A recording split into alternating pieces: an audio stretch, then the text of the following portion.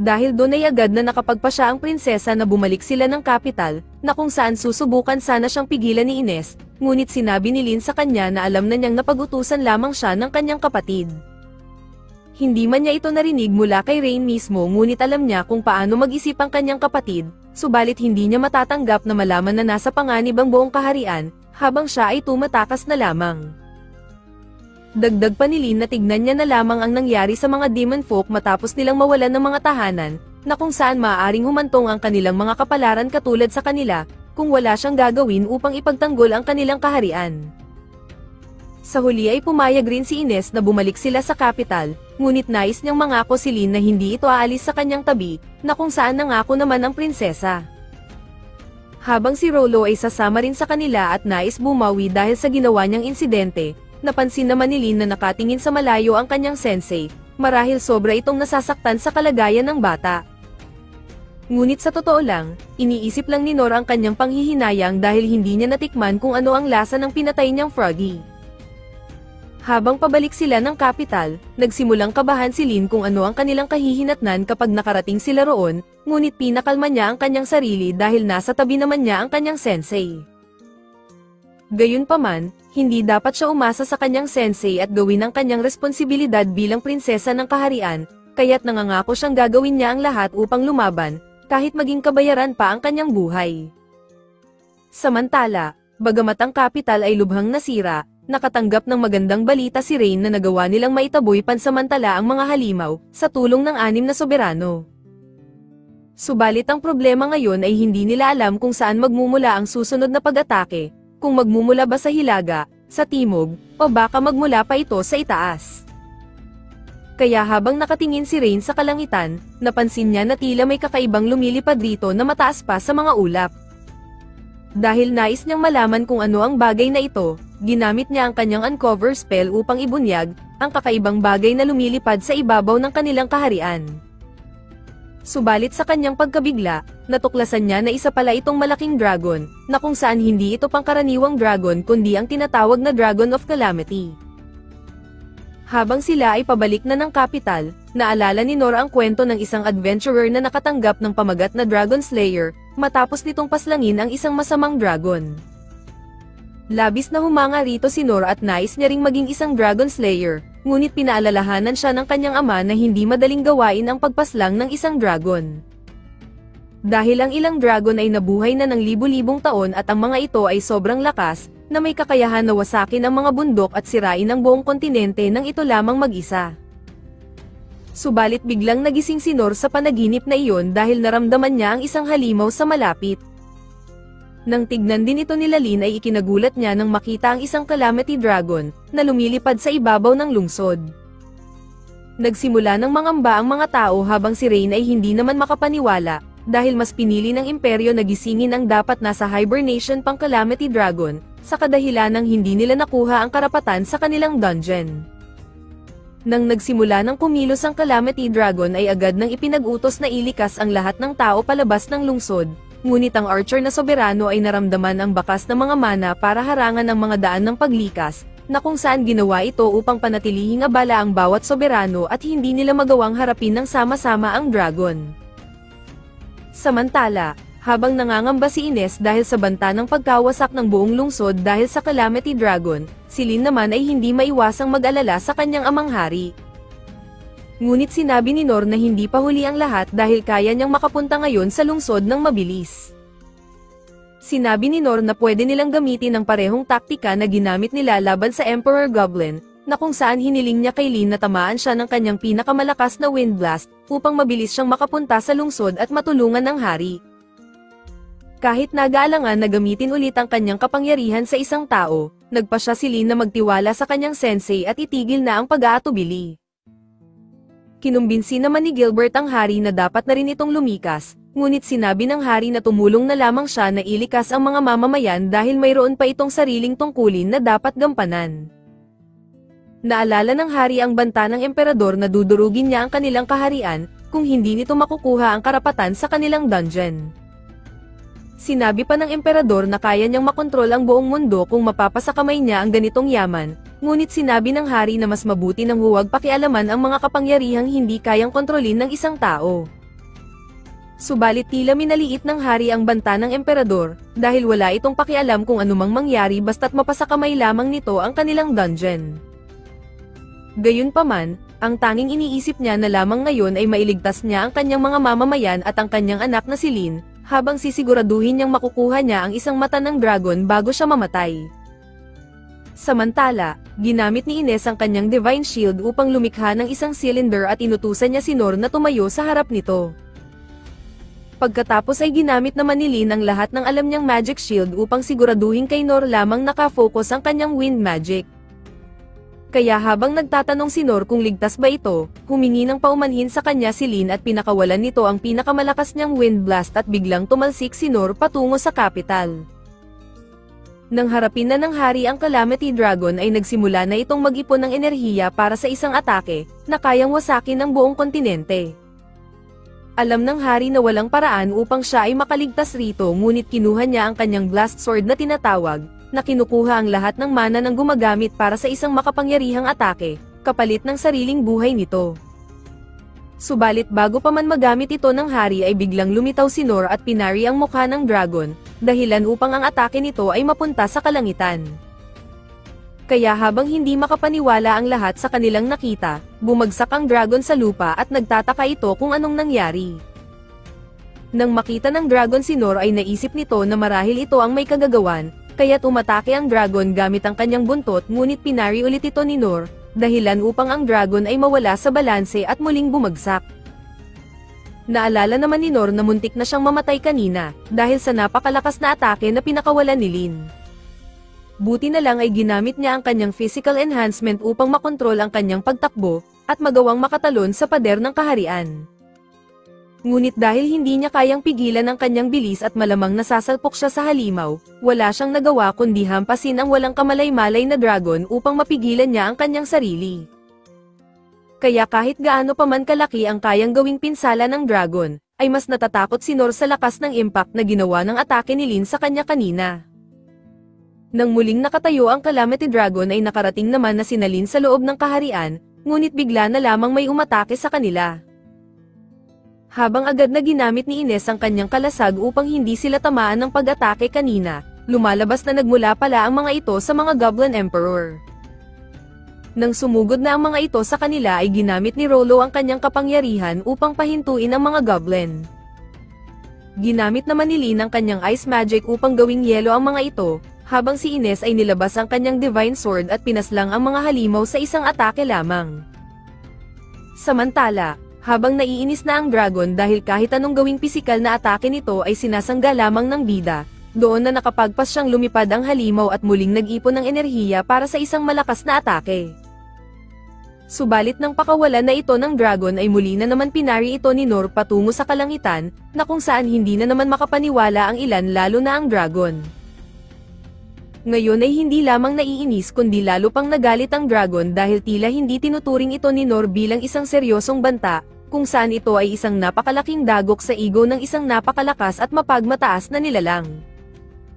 Kaya muli itong sumugod sa huling pagkakataon, ngunit pinari ulit ito ni Nor, na naging dahilan upang mabali ang isa sa mga pangil nito. Sa huli ay bumagsak ang dragon sa lupa, habang napagtanto ng halimaw na mas malakas si Nor kaysa sa kanya at tuluyan na itong sumuko.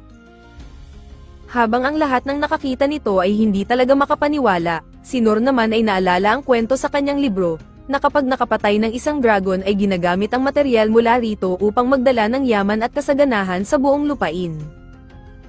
Gayunpaman, tila tanggap ni Nor na hindi siya magiging isang Dragon Slayer dahil hindi niya kayang pumatay ng isang walang laban na nilalang, kaya't muli siyang tumayo at masayang sinalubong ang kanyang mga kasama.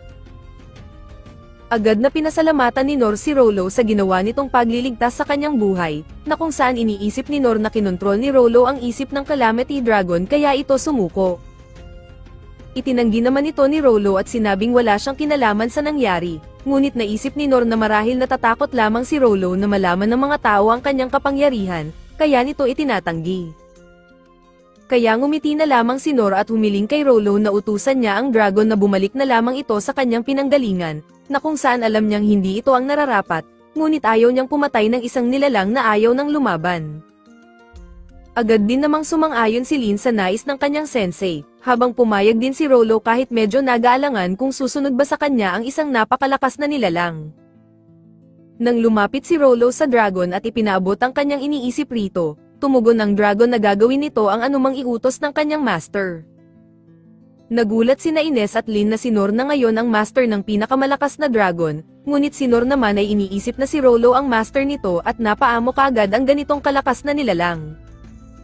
Inutusan ni Nor si Rolo na sabihin sa dragon na bumalik na ito sa kanyang tahanan at huwag nang manakit pa ng kahit sino, na kung saan agad naman itong sinunod ang utos ng kanyang master at sinimulang umalis, habang lumipad patungo sa himpapawid. Ngunit habang pinapanood nila itong umalis, bigla na lamang isang energy beam ang tumama rito at bumulusok ito pababa ng lupa. Lumalabas na nagmula pala ito sa emperador ng Deridas na may planong lusubin ng kapital, dala ang kanyang mga hukbo na armado ng iba't ibang klaseng sandata, kasama pa ang malalakas na artillery. Ang emperador ay labis na natutuwa sa kanyang sarili habang inaalala kung paano nila maingat na binuo ang kanilang mga plano at lumikha ng iba't ibang sandata, kabilang na ang isang artillery na kayang wasakin kahit ang pinakamalakas na nilalang. Ngunit ang isang sundalo na nagngangalang Randius ay may problema sa digmaan, dahil sa tingin niya ay hindi ito magdudulot ng pangmatagalang benepisyo sa kanilang imperyo. Subalit pinatahimik lamang ito ng emperador, at sinabing gusto niyang malaman ng lahat ang kahangalan ng kaharian ng Clay dahil sa kanilang pagwawalang bahala sa Dungeon of the Lost, na sa tingin niya na magdadala sa kanilang kapahamakan. Samantala, nakita na nila Nor ang dragon ngunit hindi nila matukoy kung buhay pa ang halimaw, habang napansin naman nila Lin ang hukbo ng imperyo sa malayo. Doon ay nakita rin ng emperador ang mga bida, ngunit ang pinakakapansin-pansin sa kanya ay si Ines na kilala sa buong mundo dahil sa kanyang kapangyarihan, at inakalang ito ang nagligtas sa kapital mula sa Calamity Dragon. Gayunpaman, sinabi ng emperador na walang magiging laban ang Divine Shield nito sa kanilang inihandang mga artillery, na kung saan ipinag-utos ng emperador na ihanda na ang energy cannon at pasabugin ang legendary warrior. Nang makita ito nila Ines ay agad niyang sinabihan ng prinsesa na tumakbo na sila, habang doon na pinakawalan ng imperyo ang energy beam na parehong ginamit sa Calamity Dragon. Ngunit sa huling sandali ay pinari ito ni Nor na tumalsik sa iba't ibang direksyon, habang hindi naman maintindihan ng emperador kung anong nangyari at ipinag-utos na magpaputok pa ng marami. Habang pinag-uusapan ng mga bida na walang laban ang kanilang kaharian sa napakaraming hukbo ng imperyo, napaisip si Nor na kailangan na nga nilang tumakas, ngunit mukhang tila mali ang pagkakaintindi ni Lin sa kanyang iniisip at mukhang inaasahan itong gagawa muli siya ng isang kabayanihan. Subalit naantala sila ng mas marami pang pag-atake, na kung saan napagtanto ni Nor na may isang paraan lang upang sila ay makatakas. Sinabi ni Nor na gagawa siya ng distraction upang makatakas sila Lin, ngunit huwag silang mag-alala dahil hindi ito magiging isang suicide mission, kundi naalala niya na napakahusay niya sa takbuhan dahil madalas siyang hinahabol ng mga pukyutan. Sa kasamaang palad, hindi na naman sila nagkaintindihan ni Lin at inisip ng kanyang estudyante na haharapin ni Nor ng mag-isa ang buong hukbo ng imperyo. Kaya nang gagamitin ulit ni Lin ang kanyang Wind Blast upang ilunsad ang kanyang sensei patungo sa kalaban, ay ikinagulat naman ito ni Nor ngunit masyado nang huli upang magreklamo, dahil muli na namang aatake ang kalaban gamit ang energy cannon. Agad na in-enhance ni Nor ang kanyang katawan bago siya ilunsad ni Lin sa himpapawid gamit ang wind magic nito, na kung saan pinagpaparry ni Nor ang mga papalapit na atake habang siya ay nasa ere. Nang bumaba si Nor sa lupa ay agad siyang sumugod sa mga sundalo at pinagpaparry niya ang mga ito, na kung saan nagtalsikan naman sa ere ang mga espada at mga magic shield ng mga sundalo. Lahat ng mga armas na pinagpapari ni Nor na pumunta sa ere ay bumagsak pabalik sa mga sundalo na halos ikinasugat ng mga ito, habang nagtataka naman ang emperador kung ano ba ang nangyayari. Hanggang sa nagpakita na sa kanya si Nor na tumalon patungo sa kanyang likuran, ngunit ang bida ay hindi pa rin natatapos sa kanyang pag-atake at pinagpapari ang mas marami pang mga sundalo, pati na ang mga ginagamit ng mga itong mga artillery. Nang matapos ni Nor ang lahat ng sundalo ay hinarap naman niya ang emperador na halos matakot kung ano ang maaaring gawin niya rito, ngunit naisip ng emperador na nakasuot nga pala siya ng matibay na baluti at sinubukan bunutin ang kanyang espada. Nang napagtanto ng emperador na ito ang lalaking nakatayo malapit kina Lin kanina, bigla na namang tumakbo si Nor at inisip ng emperador na siya ay natakot. Ngunit pinagpapari lamang pala ni Nor ang mga energy cannon nito patungo sa ere at ang mga ito ay bumagsak malapit sa emperador, na kung saan halos maiyak ito dahil pinabagsak lahat ni Nor ang kanyang 10,000 sundalo, pati na ang mga artillery na matagal nilang pinaghandaan. Nang muling lumapit sa kanya si Nor ay napansin ng emperador ang espada na minsan na niyang nakita sa trono ng hari, ngunit ang pinagtataka niya ay paanong madali lamang itong nabubuhat ng bida gamit lamang ang kanyang isang kamay, habang kahit ang napakalakas na si King Clay ay kailangan gumamit ng 2 kamay upang mabuhat ito. Nang ngumiti sa kanya si Nor ay lubos nang natakot ang emperador at napaihi na ito sa kanyang salawal, habang agad itong sumakay sa kanyang kabayo upang makatakas mula sa tao na kanyang kinakatakutan. Matapos takutin ni Nor ang matandang emperador, bigla na lamang bumigay ang kanyang katawan dahil mukhang naabot na niya ang kanyang limitasyon, habang napagtanto na walang magagawa ang kanyang low heal ability upang maibsan ang kanyang matinding kapaguran.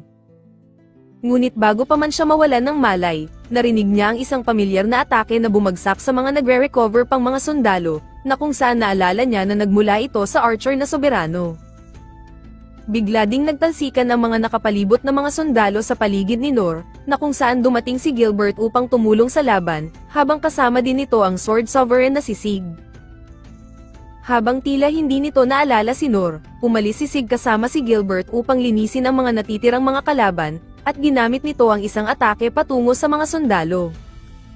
Naalala ni Nor ang teknik na iyon dahil ito ang kasanayan sa espada na matagal na niyang pinapangarap na matutunan. Habang naroon din ang Saint Sovereign at ang Wizard Sovereign upang tumulong sa laban, nagcast si Oka ng isang binding spell upang pigilan ang ibang sundalo, habang sa pamumuno naman ng Warrior Sovereign na si Dandog, ay binardagol nila ang mga ito. Muling nagcast si Oka ng isang Earth spell upang ikulong ang mga nakaligtas na sundalo sa isang stone prison, habang si Saint kasama ang kanyang mga healers, ay gagamutin ang mga ito upang makakuha sila ng ilang detalye sa ginawa ng mga itong pag-atake sa kanilang kaharian. Habang natutuwa si Nor na ang lahat pala ng soberano ay ang mga instructor na nagturo sa kanya noong siya ay mahinang nilalang pa lamang, ang Archer at Assassin Sovereign ay nakilala naman si Nor bilang ang kanilang dating ibinagsak sa paaralan. Nang pagalingin ni Lin si Nor at tuluyan ng matapos ang laban, pinag-uusapan naman ni Sig at Okan ang ginawang pag-atake ng Imperyo at ang ginawang pagtakas ng matandang emperador. Biglang sumingit si Nor at nagtanong kung pinag-uusapan nila yung matandang nakasuot ng gintong baluti, na kung saan sinabi niyang tumakas na ito kanina pa. Kung gayon din naman ay sinabi ni Okan na imposible na nila itong mahuli, ngunit si Nor ay naisip na maaari pa nila itong maabutan, kung buhay pa ang dragon na naroon.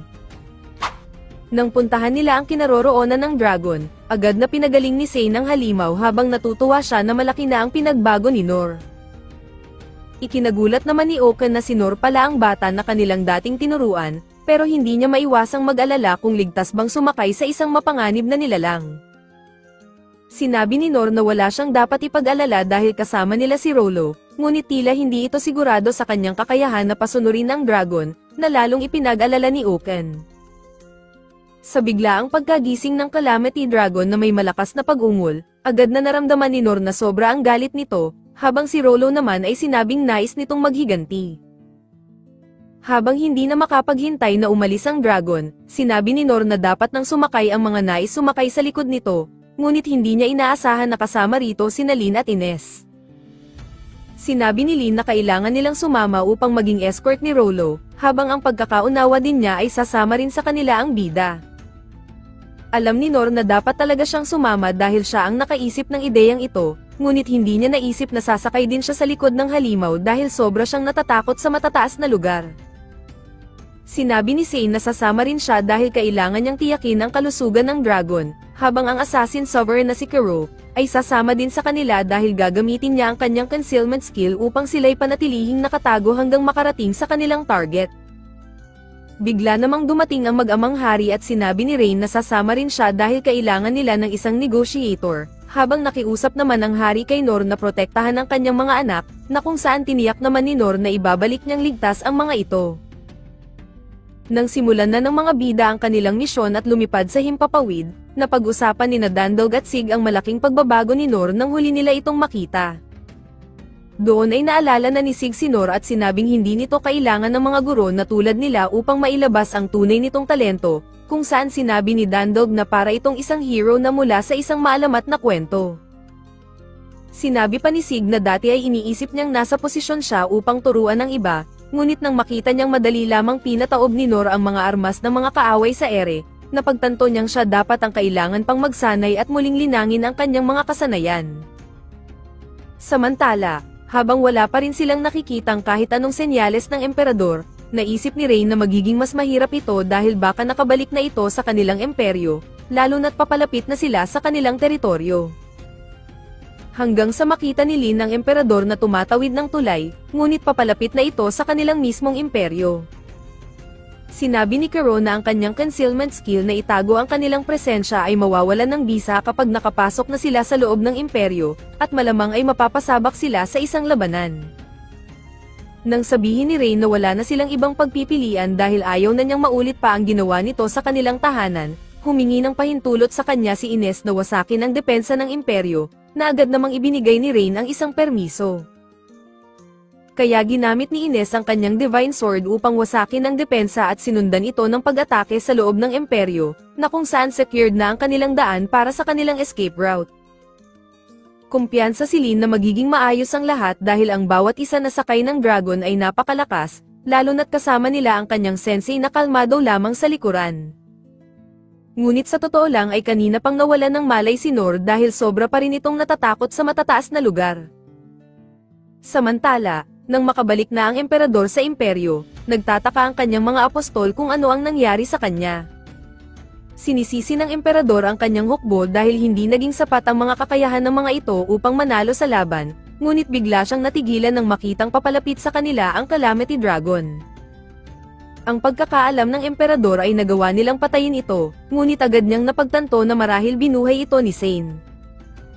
Nang maisip ng emperador na marahil may kasama din silang isang demon folk kaya nagagawa nilang pasunurin ang halimaw, agad niyang hinanap ang kanyang opisyales na may hawak sa mga demon folk.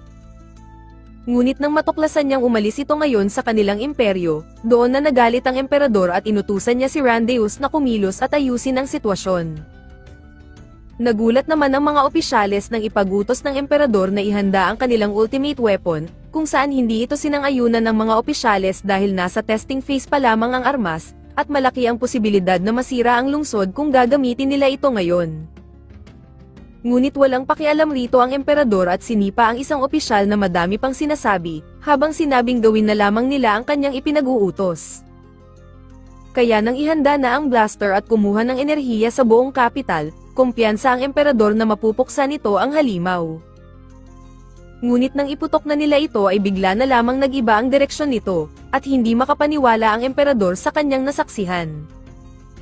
Subalit ang malaking problema ay babagsak ito ngayon sa mana generators ng imperyo dahil nakabukas ang kanilang mana tracking settings, kung saan isa-isa nang nag-alisan ng mga opisyales dahil sa katangahan ng kanilang emperador.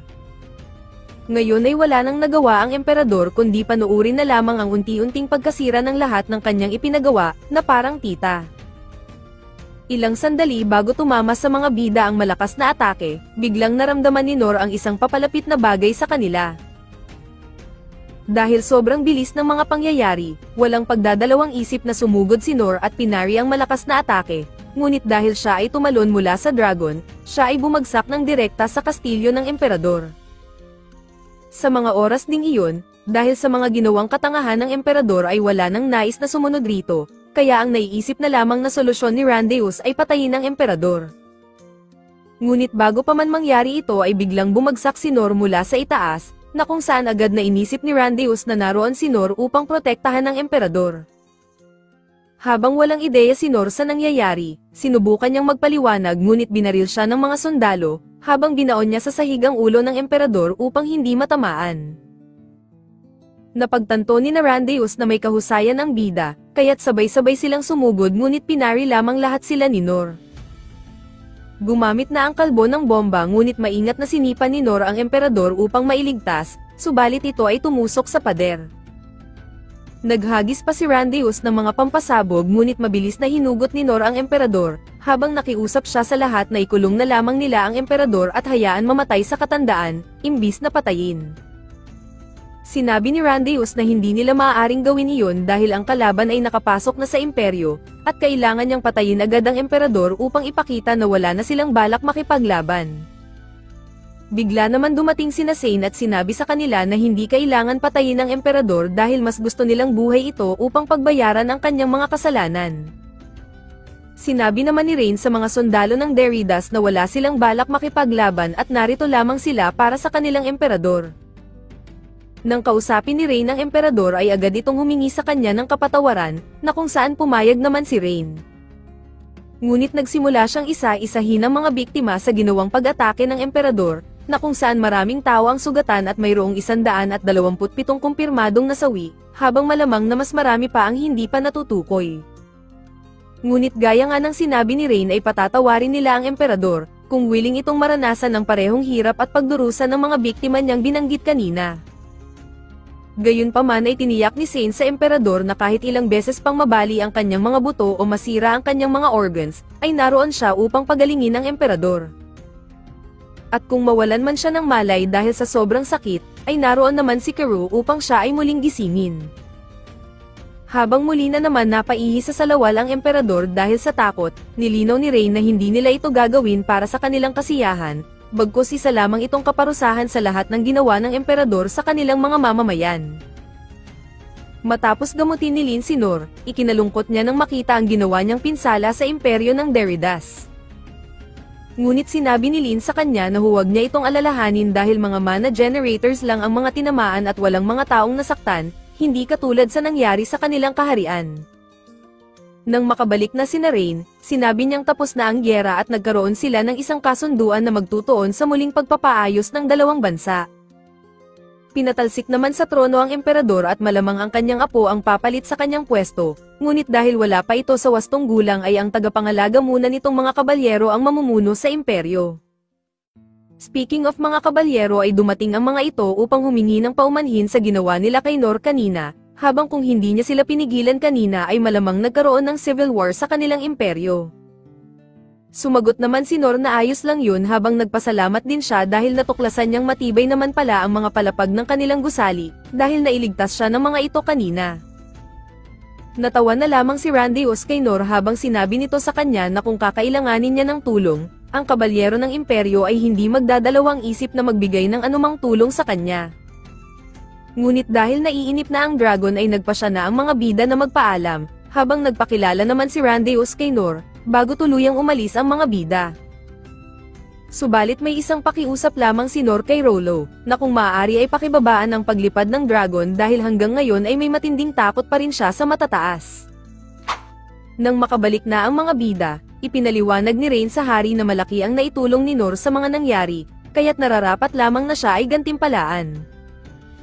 Ngunit tinanggihan ito ni Noor at sa halip ay hiniling niya na ibigay na lamang ito kay Rollo. Si Rollo ay isang demon folk at walang matutuluyan, kaya't hinihiling ni Noor sa hari na payagan ang bata na manirahan sa kapital upang magkaroon ito ng normal na buhay.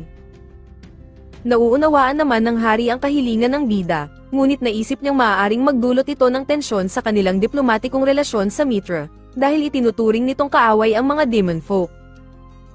Muling inulit ni Noor na hindi niya kailangan ng kahit anong gantimpala, at kung may ibang alok pa ang hari ay mas mabuti na lamang ilaan ang mga iyon sa muling pagpapatayo ng kaharian, at itulong sa mga taong naghirap dahil sa gyera. Sang-ayon naman sa kanya ang hari, ngunit nagtataka si Noor kung bakit palagi na lamang itong tawa ng tawa. Habang nakatingin si Rollo kay Noor, naalala niya noong panahong muntik na siyang patayin ng Black Death Dragon. Noon ay hinihiling niya na sana ay magkaroon siya ng isang maayos na buhay at makatulong sa ibang tao, ngunit kailanman ay hindi niya inaasahan na matutupad ang mga pangarap na iyon, dahil kay Noor. Nang magising si Rollo sa isang maayos na bahay, ikinagulat niya ang masasarap na pagkain sa kanyang harapan, habang sinabi ni Ines kay Rollo na pansamantala muna itong maninirahan kasama siya. Nang sabihin ni Ines na maaari na siyang kumain, ikinagulat ni Rollo dahil ito ang unang pagkakataon na makakakain siya ng maayos na pagkain. Kaya sa unang kagat niya pa lamang, siya ay napaluha at nagpapasalamat, dahil hindi niya inaakalang matutupad ang kanyang mga pangarap. Nang simulan na ang pagsasaayos sa kaharian at pag-rescue sa mga naapektuhan ng gyera, Naglalakad si Nor sa paligid at nagulat siya sa laki ng naging pinsala. Ngunit ikinatuwa naman niya nang makitang nakatayo pa rin ang guild, habang napansin niya ang signboard nito sa sahig.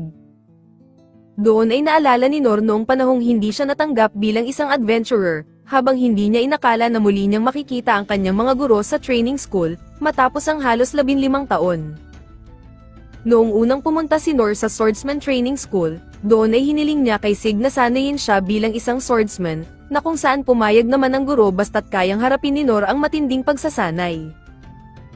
Sa unang araw ng pagsasanay, inaasahan ni Sig na hindi tatagal si Nor ng higit sa 3 araw, ngunit nagkamali siya dahil makalipas ang 10 araw, ay patuloy pa rin si Nor sa pagsasanay at walang senyales ng kapaguran.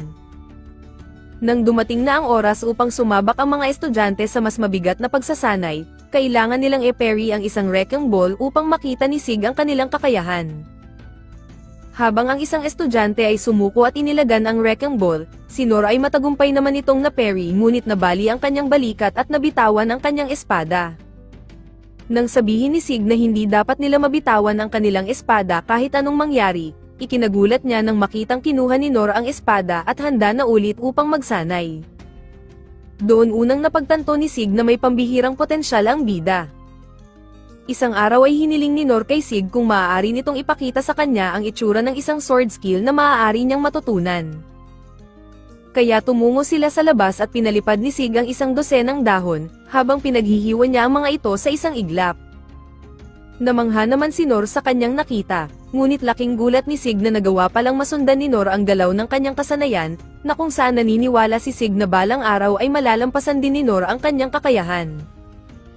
Subalit makalipas ang 3 buwan, bagamat magaling na si Nor sa kasanayan na parry, ay hindi pa rin siya natututo ng ibang kasanayan bukod rito, kaya't sinabi ni Sig sa kanya na itigil na niya ang kanyang pagsasanay at kumuha na lamang ng ibang landas bukod sa espada. Kaya tumungo si Nor sa Warrior Training School upang magsanay maging kalasag, ngunit hindi sigurado si Dandog sa ideya ng bida, dahil mukhang palito ito kumpara sa kanyang mga kasabayan. Subalit dahil determinado si Nor na magpatuloy, binigyan siya ng pagkakataon ni Dandog. At para sa kanilang pagsasanay, kailangan nilang harangin ang mga naglalakihang bato mula sa itaas gamit ang kanilang mga katawan. Ngunit bigla na lamang nawasak ang isang malaking bahagi ng bangin, habang agad na kumilos si Dandog upang iligtas ang bida. Subalit napansin ni Dandog na hindi man lang natakot si Nor noong oras na iyon, na kung saan naniniwala siya na balang araw ay mas lalakas pa ang bida. Ngunit matapos ang 3 buwan na pagsasanay, nabigo si Nor na matutunan ang anumang advanced skill bukod sa physical enhancement, habang hindi na siya pinahintulutan pa ni Dandog na ipagpatuloy ang mabibigat na pagsasanay, dahil baka ito pa ang kanyang ikamatay. Sunod ay nagtungo naman si Nor sa Archer Training School, na kung saan medyo tinatamad siyang turuan ni Mian, ngunit dahil trabaho niya ito ay sinabihan niya si Nor na tamaan ng patpat na nakasabit sa puno gamit ang bato. Habang naniniwala si Mian na hindi kayang tamaan ni Nor ang target, tinamaan ito ni Nor hindi lamang isang beses, kundi 2 beses pa. Ngayon ay walang nagawa si Mian kundi isama si Nor sa iba pang mga estudyanteng nagsasanay, ngunit sinabi ni Nor na gusto na niyang gumamit ng pana. Pinagbigyan naman siya ni Mian sa kanyang kahilingan, ngunit dahil sobrang higpit ng pagkakahawak ni Nor sa pana ay nasira niya ang bawat isa nito, pati na rin ang personal na pana ni Mian, kaya't sinabing bumalik muna siya sa paghahagis ng mga bato. Nang matanong ni Mian kung sino ang nagturo kay Nor ng paghahagis ng bato ng ganoon ka-accurate, sumagot si Nor na walang nagturo sa kanya, kung saan ganoon lang siya manghuli ng mga mabibilis na ibon sa kagubatan. Napagtanto ni Mian na ang tinutukoy ni Nor ay ang Thunder Flash Bird na tinatawag, na kilalang napakahirap tamaan kahit ng mga veteranong hunter. Subalit makalipas ang 3 buwan ay ibinagsak na ni Mian si Nor sa paaralan, dahil halos hindi nga siya makagamit ng pana nang hindi ito sinisira. Ngunit sa isip ni Mian na masyado nang magaling si Nor kahit hindi na gumamit ng pana. Pumunta naman si Nor sa Assassin Training School, kung saan agad siyang tinanggap ni Kero at isasabak agad sa pagsasanay. Ang kanilang unang pagsasanay ay kailangan nilang kumilos ng hindi gumagawa ng ingay, na kung saan muntik nang makalapit si Nor kay Kero ngunit nahuli pa rin siya nito. Para naman sa ikalawang pagsasanay, kailangan nilang tumawid sa isang pasilyo na puno ng mga patibong upang makarating sa treasure chest. Ngunit imbis na disarmahin ang mga patibong ay biglang tumakbo si Noor at na-activate lahat ng mga ito, ngunit dahil sa mga natutunan niya ay nagagawa niyang harapin ang bawat patibong. Kaya kahit namamangha si Kero sa galing ni Noor ay hindi pa rin niya ito tinanggap bilang assassin, ngunit iniisip niya na alukin ito ng trabaho sa Intelligence Division kung sakaling sumuko ito sa pagiging isang adventurer. Nagtungo naman si Noor sa Magic Training School, na kung saan dahil may permiso si Noor mula sa guild na pwede na siyang magsanay ay pumayag si Oaken na turuan siya. Subalit matapos ang 2 buwan ay hindi pa rin nakakagawa ng kahit anong mahika si Noor, na kung saan naisip ni Oaken na marahil wala pang kakayahan si Noor na padaluyin ang mana sa kanyang katawan. Kaya ang tanging paraan na lamang upang maayos ito ay pumasok si Noor sa Mana Resonance Chamber, ngunit sinabi ni Oaken na agad siyang lumabas kapag nagiging mahirap na ang sitwasyon. Ngunit makalipas ang ilang araw ay nagpanik si Oaken dahil hindi pa rin lumalabas si Noor sa chamber, na ang pamamalagi roon ng matagal ay maaaring makapatay. Subalit ikinagulat ni Oaken na makitang chilling lamang sa loob ang bida, habang pinaalis siya nito dahil tila malapit na nitong makuha ang tagumpay. Gayunpaman, matapos ang 3 buwan na pagsasanay, singliit lang ng palito ang apoy na tanging niyang natutunan, ngunit ikinagulat ni Oaken nang magawa ni Noor ang tinatawag na dual casting, na kung ikukumpara sa kanya ay inabot siya ng 50 taon upang matutunan lamang ito.